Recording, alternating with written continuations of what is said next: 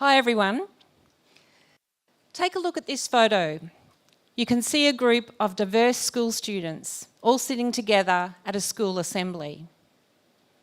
Do you think it is important for all students to have the opportunity to go to their local school with their peers, including students who have a disability? Do you think it's important that they have the opportunity to go to school all together?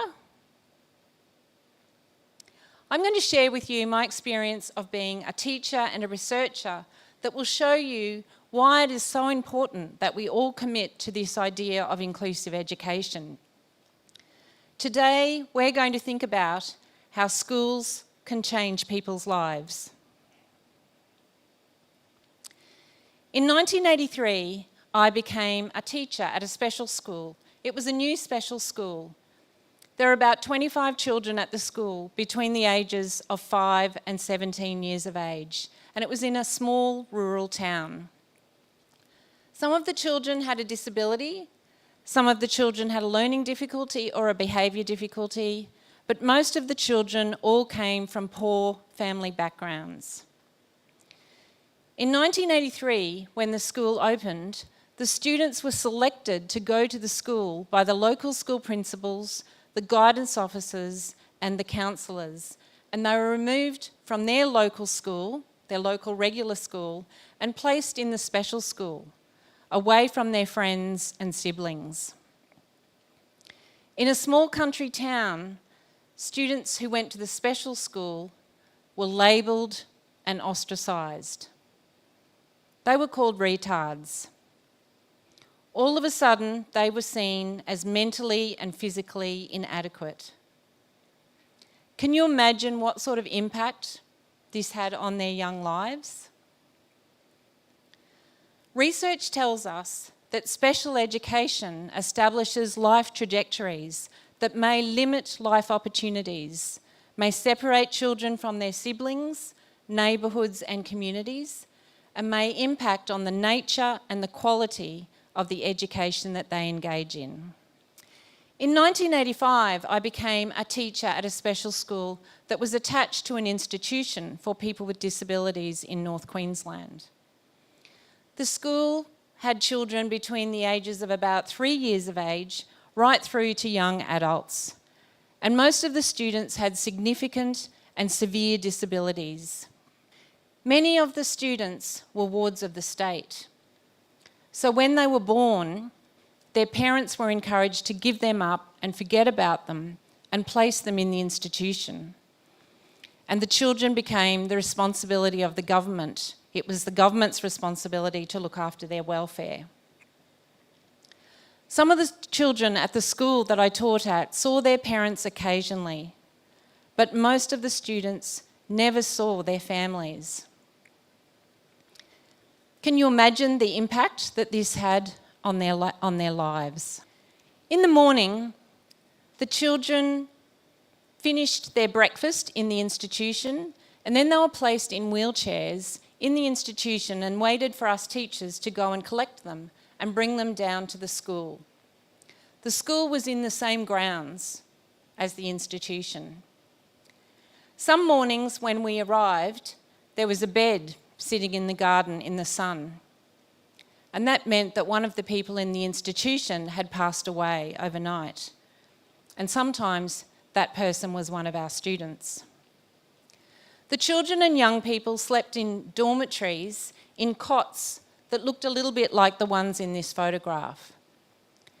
Most of the students, or most of the people in the institution, had self-stimulatory behaviour. They rocked and banged their heads and made lots of self-stimulatory noises, repetitive noises. And that was due to anxiety and being sad and lonely and being bored, or sometimes they just copied each other in the institution. So in an institution, self-stimulatory behaviour was normal. I remember a cage, much like the timber cage in this photograph. And the cage was at the entrance to the institution, and children were locked in the cage with not very much stimulation. This was really cruel and dehumanising. The children all had cognitive, physical, and social and emotional difficulties, and their development was clearly impacted by living a life in the institution.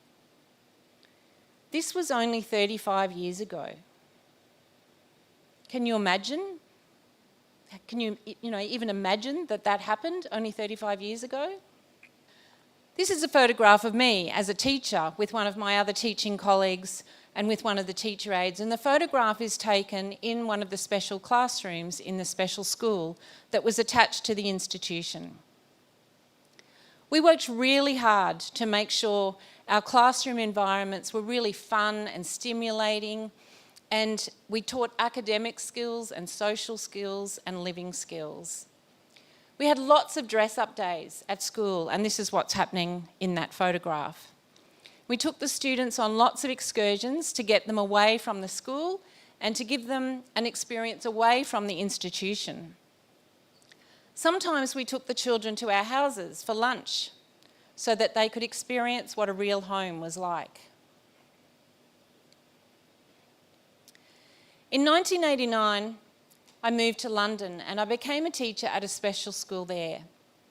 I had the early childhood class, and these children lived at home with their parents in high-rise apartment buildings in London. And the children travelled to school, to the special school, every day on a special school bus. So they hardly ever saw children who didn't have a disability. So the children in my classroom had lots of inappropriate behaviours, and they all copied each other because they didn't have other role models to follow. They all had delayed language, and they had social difficulties and behaviour difficulties.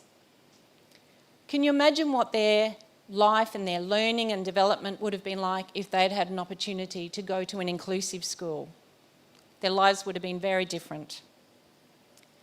Children with disabilities usually go to special education schools because it was thought that that was the best place for them. But there's no research evidence to support that belief. In 1990, I returned to Australia, and inclusion of children with disabilities had really begun in primary and secondary schools. The photograph that you can see here is a photograph of some special education classrooms in a secondary school environment. But the classrooms are situated right in the back corner of the school grounds. So the students with disabilities are still separated from their peers, and they spend most of the day learning and socialising with people who have disability rather than, with peers who don't have a disability. Can you see that there's a big fence around the special classrooms? What sort of message do you think that sends to the school community? What sort of message? Does it mean that people are frightened of them? They need to be locked up?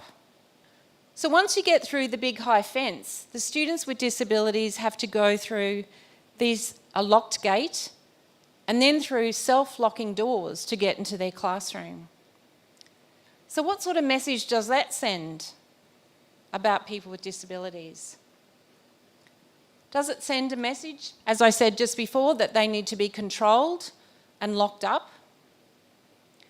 Do you know that they are the same ideas and beliefs that people had about people with disability as in the 1800s? So more recently, we've seen lots of positive changes in education. We've seen greater equity and thinking about what we need to do in terms of education for girls and to support children who come from different racial and cultural backgrounds. My question is, why are we still segregating children with disabilities in education? This photograph is taken of a student who had a disability in a secondary school. He used to go to classes at the Special Education Unit. So SEU in the photograph stands for Special Education Unit. And when he took this photograph, he gave the photograph the caption, which said, "If the doors were left open, it would attract more people to come into the special education unit. But the doors are closed, which makes people feel afraid of the different people inside. Around the world, ministries of education have been working really hard to develop a more inclusive approach to education that really has a focus on supporting education for all students, including students who have a disability. In 2019, I was asked to give research evidence about the benefits of inclusive education at the Royal Commission into Violence, Abuse, Neglect and Exploitation of People with Disability. There is clear and consistent evidence from around the world that tells us that inclusive educational environments provide short-term and long-term benefits, not only just for people who have disability or students who have disability, but also for students who don't have a disability. Take a look at this image. You can see that there are two pathways, an inclusive school pathway and a special school pathway. If we take the example of a little boy who has a disability and he has the opportunity to go to an inclusive school, he has a really great chance of being successful in his learning and developing friends. He is more likely to engage in real and supported work, live at home in the community and have relationships with his friends and social networks. He has a greater chance of having choices and having a good life and a bigger life. If we take another example of a little boy who has a disability and he goes to a special school, he receives a special education program away from his peers and away from his siblings. He is more likely to end up in sheltered employment or not be working, be living in a group home and may become increasingly isolated and have limited choices. So he is more likely to have a smaller life. So my question is, which path should we choose? If I think back to the young woman who was sitting on the fence in the small rural town, who was just about to begin her teaching career, I didn't realise how passionate she would become about moving away from a special education approach for children with disabilities. If you have a look at these photographs, you can see that there's young people in the photographs who have disabilities, and they've been through inclusive schools. And they're just hanging out with their friends, doing regular things, in their social world like everybody else.